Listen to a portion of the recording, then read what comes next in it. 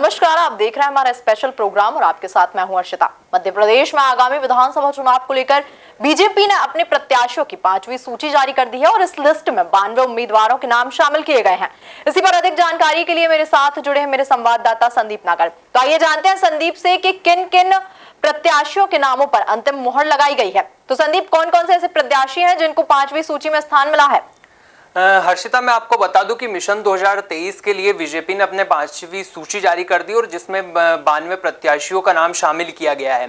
BJP ने अपने जातीय और क्षेत्रीय समीकरणों को ध्यान में रखते हुए और काफी विचार विमर्श के बाद में यह सूची जारी की है, जिसमें तमाम समीकरणों को ध्यान में रखकर यह सूची तैयार की गई है। अगर हम बात करें इंदौर की, तो इंदौर 3 से राकेश गोलू शुक्ला को एक बार फिर बीजेपी ने मौका दिया है। विधानसभा 5 से महेंद्र हाड़िया को एक बार फिर मौका मिला है।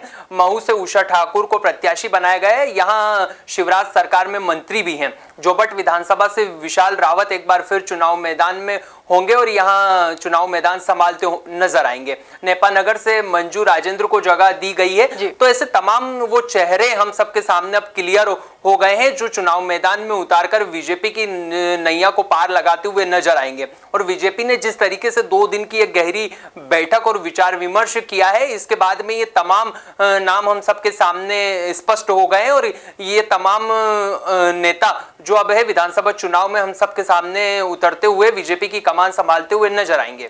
जी संदीप, काफी लंबे मंथन के बाद ये सूची जारी की गई है, तो क्या कह सकते हैं कि ये सूची सभी वर्गों को साधने वाली होगी?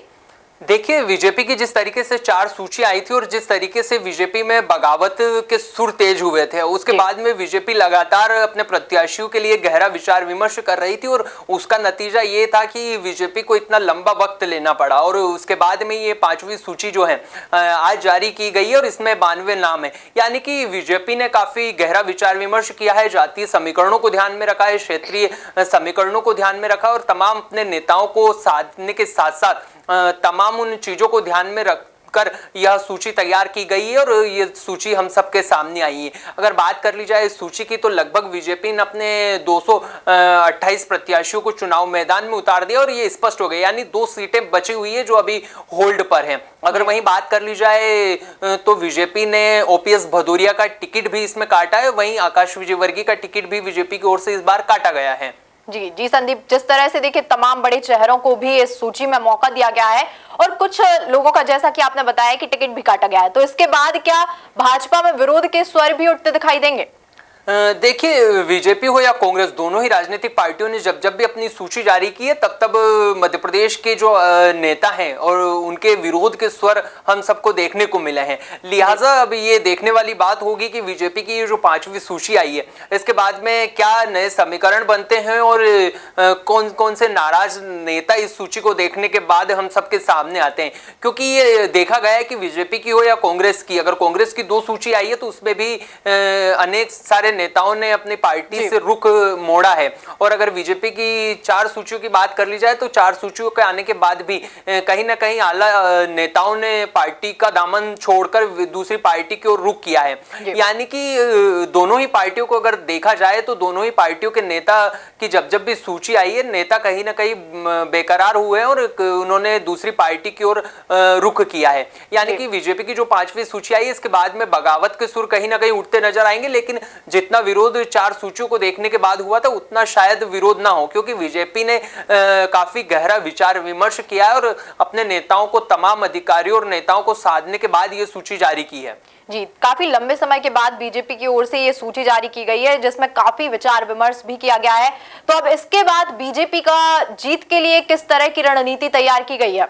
देखिए, बीजेपी की ओर से शुरुआत से ही ये मोटिव रहा था, ये शुरुआत से ही ये नसीहत के साथ बीजेपी अपने प्रत्याशियों को उतार रही थी चुनाव मैदान में कि वो सोशल मीडिया पर कितने एक्टिव है, कितने लोगों से कनेक्ट है। इन तमाम चीजों को ध्यान में रखते हुए बीजेपी ने अपनी ये जो 5 सूचियां इनको जारी किया है। अगर बीजेपी की बात कर ली जाए तो बीजेपी के नेता हों या फिर अन्य कोई भी कार्यकर्ता हों, वो लगातार केंद्र की जितनी भी सारी योजना है, राज्य सरकार की जितनी सारी योजना है, उनको कार्यकर्ताओं तक पहुंचा रहे हैं और कार्यकर्ताओं में एक जोश भरने का काम कर रहे हैं। वहीं स्थानीय के जितने भी लोग हैं, जो ग्रामीण इलाके से मतदाता हैं, उनको भी साधने की कोशिश इन तमाम योजनाओं के सहारे की जा रही है। यानी कि बीजेपी की अगर बात कर ली जाए तो विकास के मुद्दे के साथ साथ तमाम जो योजनाएं जारी है, किसान सम्मान निधि की बात कर ली जाए या अन्य योजनाओं की बात कर ली जाए, उन तमाम योजनाओं के सहारे बीजेपी 2023 के इस महासंग्राम को जीतने की जुगत में लगी हुई है। जी देखिए, जिस तरह से बीजेपी और कांग्रेस दोनों ही दलों की ओर से अब लगभग सारे प्रत्याशियों के नामों का ऐलान हो गया है, तो अब इसके बाद मध्य प्रदेश की राजनीति में किस तरह से समीकरण बदलते नजर आएंगे?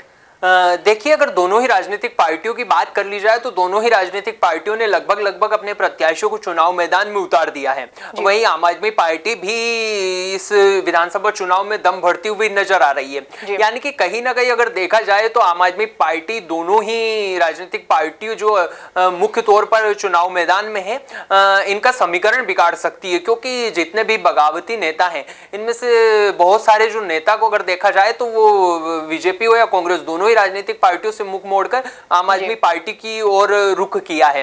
यानी कि इसके बाद में ये कहा जा सकता है कि आम आदमी पार्टी हो या कोई अन्य दल हो, ये कहीं ना कहीं अगर अपना परचम नहीं लहरा पाए तो ये कहीं ना बीजेपी और कांग्रेस का जो समीकरण है उसको बिगाड़ने में कामयाब होते हुए इस विधानसभा चुनाव में नजर आएंगे। जी देखिए संदीप, जिस तरह से बीजेपी ने अपनी पहले की सूचियों में भी केंद्रीय मंत्रियों को दर्जा दिया है, तो अब 5वीं सूची में किन बड़े चेहरों को मौका दिया गया है? देखिए, मैं आपको बता दूं कि इसमें नए नाम भी बीजेपी की ओर से जोड़े गए, तो 2-3 चेहरे ऐसे हैं जिनकी सीटें चेंज भी की गई है। और जैसे सिंधिया खेमे की अगर बात कर ली जाए तो सिंधिया खेमे को इस सूची में भी तवज्जो दी गई है। यानी कि बीजेपी ने तमाम उन नेताओं को और तमाम उन चीजों को ध्यान में रखते हुए ये सूची तैयार की थी, जिससे जातीय समीकरणों को भी साधा जा सके और केंद्रीय समीकरणों को भी साधा जा सके और आला नेताओं में भी बगावती जो सुर है वो तेज ना हो। यानी कि बीजेपी ने काफी असमंजस की स्थिति से निकलते हुए ये सूची जारी की और तमाम चीजों को ध्यान में रखते हुए ये सूची 92 प्रत्याशियों की जारी की गई है। जी देखिए संदीप, जिस तरह से विधानसभा चुनाव में अब कुछ ही दिन बचे हों और लगातार हर दिन के साथ भाजपा के द्वारा नए नए नवाचार किए जा रहे हैं, चाहे वो हाईटेक प्रचार प्रसार हो, रथ प्रचार हो, तो कह सकते हैं कि भाजपा की ओर से नवाचार किए जा रहे हैं। इसका कितना फायदा भाजपा को आने वाले विधानसभा चुनाव में मिलेगा?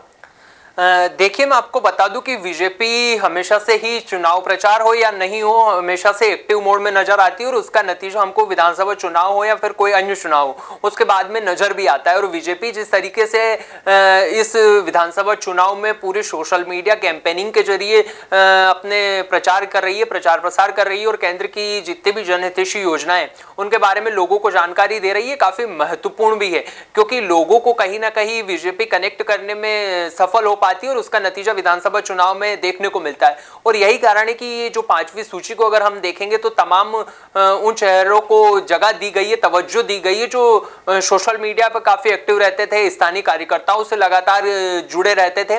यानी कि कुल मिलाकर कहा जा सकता है कि बीजेपी ने कहीं ना कहीं जो अपने नेता हैं उनको साधने की कोशिश तो की ही है, बल्कि जो नेता समीकरण बिगाड़ सकते विधानसभा चुनाव में उनको भी काफी ध्यान में रखते हुए ये सूची जारी की और सोशल मीडिया पर एक्टिव रहने वाले आला नेताओं को इस सूची में जगह दी गई है। जी देखिए संदीप, सूची जारी होने के बाद बीजेपी में भी कई कार्यकर्ता जो है नाराज हैं, कई नेता भी नाराज हैं, तो अब क्या विधानसभा चुनाव को जीतने के लिए रूठों को मनाने का कार्य किया जाएगा?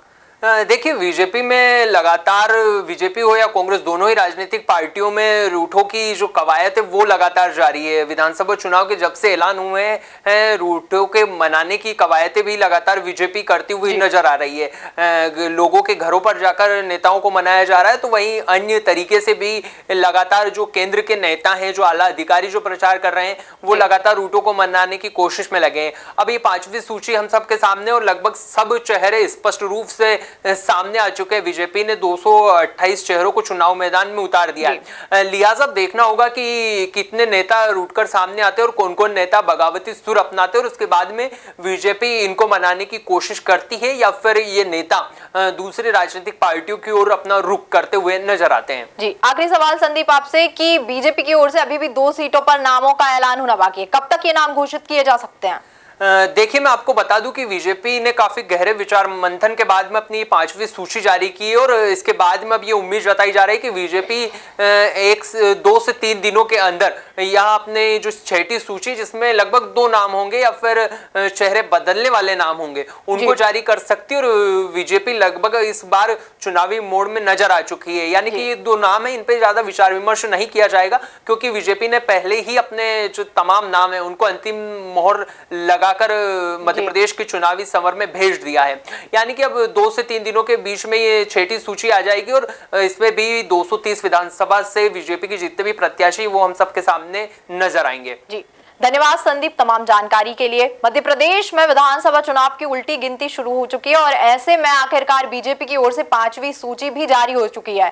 काफी लंबे मंथन के बाद ये सूची हम सभी के सामने आई है और इस मंथन का कितना असर विधानसभा चुनाव में भाजपा को फायदा लेने में मिलता है, ये देखने वाली बात होगी। फिलहाल के लिए इतना ही। ऐसे ही ताजा तमाम अपडेट से जुड़े रहने के लिए बने रहिए आप एमपी न्यूज के साथ।